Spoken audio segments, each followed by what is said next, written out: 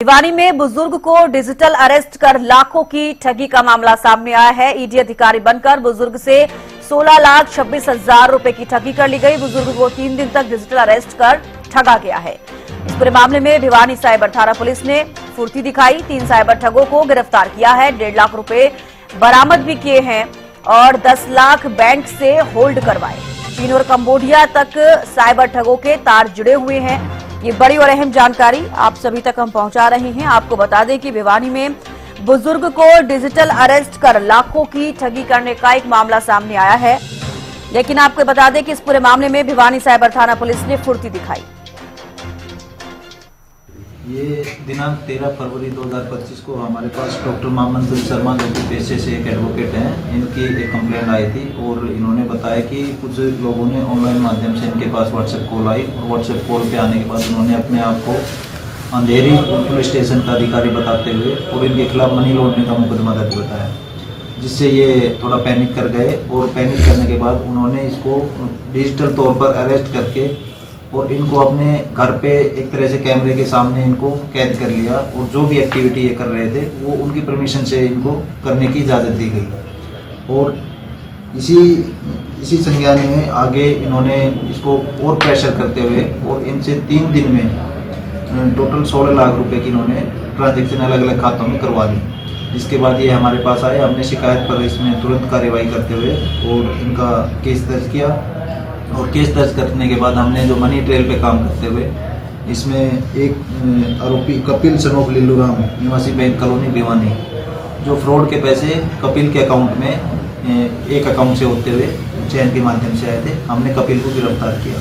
कपिल ने गिरफ्तारी में बताया कि उसने अपने अकाउंट में जो पैसे आए थे वो कमीशन के तौर पर अपना कमीशन रख के और कपिल ने आगे जो रुपये अलीम उर्फ सोनू जो कि निगाना का रहने वाला है उसको उसने वो पैसे दिए। कपिल के आधार पे हमने आगे सोनू को गिरफ्तार किया। वह सोनू की गिरफ्तारी में हमें 2 और नाम सामने आए, जिसमें हमारे को मोहम्मद इस्लाम उर्फ सोनू निवासी राजगढ़ और मयंक पारिक पुत्र सुशील निवासी राजगढ़, ये दोनों नाम हमारे पास सामने आए तो हमने उसके आधार पे इनको अरेस्ट किया है। तो चलिए ज्यादा जानकारी ले लेते हैं। रवि जांगड़ा विशेष संवाददाता हमारे साथ जुड़ गए हैं। रवि, देखिए लगातार साइबर ठगी जो है उसके मामले बढ़ते हुए नजर आ रहे हैं। अभी जो भिवानी से मामला सामने आया है जहां पर बुजुर्ग को डिजिटल अरेस्ट करके लाखों रुपए की ठगी की गई है, क्या कुछ फिलहाल ज्यादा जानकारी इस पूरे मामले पे?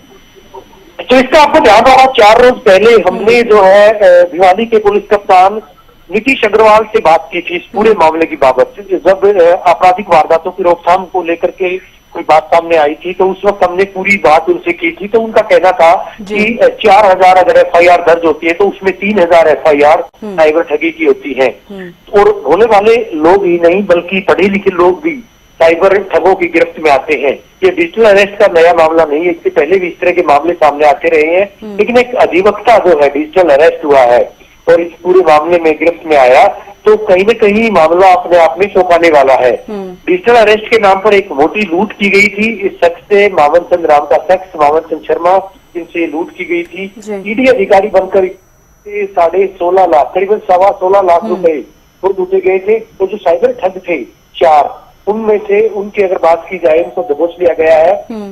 ईडी अधिकारी बनकर इन्होंने इस बुजुर्ग से जब कहीं न कहीं लूट की थी तो लूट की वारदात के जो तार हैं चीन व कंबोडिया से भी जुड़े हुए हैं।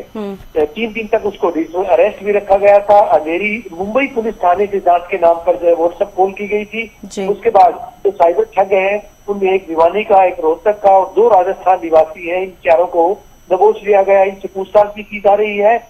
हैरत अंगेज ये पूरी घटना थी, हैरान कर देने वाली वारदात थी, जिसमें जिस तरह से इस शख्स को ठगा गया था। यानी 16,26,000 रुपए ठगे गए थे। हालांकि पीड़ित के खाते से जो पैसे लिए गए थे 3 अलग अलग खातों में उनको ट्रांसफर किया गया था। तो इसका यहाँ पर जो एक बात और खास तौर पर थी देखने को मिली थी कि 1.5 लाख रुपए जो बरामद भी कर लिए गए हैं, जबकि 10 लाख रुपए वो बैंक में होल्ड भी करवाए गए हैं। भिवानी और रोहतक निवासी जो 2 युवक गिरफ्तार किए गए थे उनको जेल भेज दिया गया है, जबकि राजस्थान निवासी जो युवक थे उनसे फिलहाल पूछताछ की जा रही है। पूरे मामले में अभी पुलिस जो है उसने खुलासा किया है। पुलिस का कहना है कि लगातार छानबीन की जा रही है। मनी लॉन्ड्रिंग के नाम पर जो साइबर ठगी की गई थी, डिजिटल अरेस्ट इस शख्स को किया गया था, 83 वर्षीय मामन चंद शर्मा नामक वकील को डिजिटल अरेस्ट के नाम पर ठगा गया था। ऐसे में पुलिस अब न केवल पूरे मामले की छानबीन कर रही है, बल्कि साथ ही साथ कहीं न कहीं लोगों से भी लगातार अपील की जा रही है कि अगर इस तरह के मामले सामने आते हैं। चलिए बिल्कुल रवि, आप नजर बना रखेगा, अपडेट आपसे लेते रहेंगे। फिलहाल के लिए बेहद शुक्रिया जुड़ने के लिए और तमाम जानकारी देने के लिए।